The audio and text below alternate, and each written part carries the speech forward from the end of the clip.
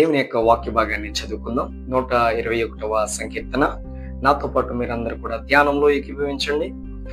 కొండల తట్టు నా కన్నులెత్తుచున్నాను, నాకు సహాయం ఎక్కడి నుండి వచ్చును? యెహోవా వలననే నాకు సహాయం కలుగును. ఆయన భూమి ఆకాశములను సృజించిన వాడు. ఆయన నీ పాదము తొట్టిల్లనీయుడు. నిన్ను కాపాడువాడు కునికడు, ఇశ్రాయేలును కాపాడువాడు కునికడు, నిద్రపోడు. యెహోవాయే నిన్ను కాపాడువాడు.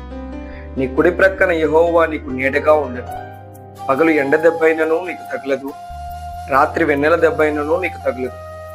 ఏ అపాయమును రాకుండా యెహోవా నిన్ను కాపాడును. ఆయన నీ ప్రాణమును కాపాడును. ఇది మొదలుకుని నిరంతరము నీ రాకపోకలు యందు యెహోవా నిన్ను కాపాడును. ఆమేన్. దేవుడు తన పరిశుద్ధ లేఖనము చేత నిన్ను నన్ను బలపరచును గాక. కొండల తట్టు నా కన్నులెత్తుచున్నాను, నాకు సహాయము ఎక్కడ నుండి వచ్చును అని భక్తుడు మాట్లాడుతున్నాడు. ఓ క్రైస్తవుడైనటువంటి సహోదరి సహోదరుడా, దేవుని యొక్క మాట నిన్ను నన్ను బలపరుస్తున్నది.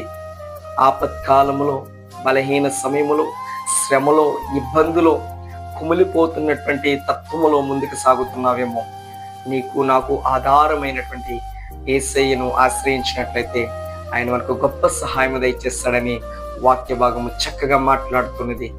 వాక్యాన్ని చేత పట్టుకుని ప్రార్థనా శక్తి కలిగి ముందుకు నడిపించబడుతున్నట్లయితే తండ్రి దేవుడు నిన్ను ఉన్నతమైనటువంటి స్థితిలోనికి నడిపిస్తాడని ఈ మాట తెలియజేస్తూ ముగిస్తున్నాను.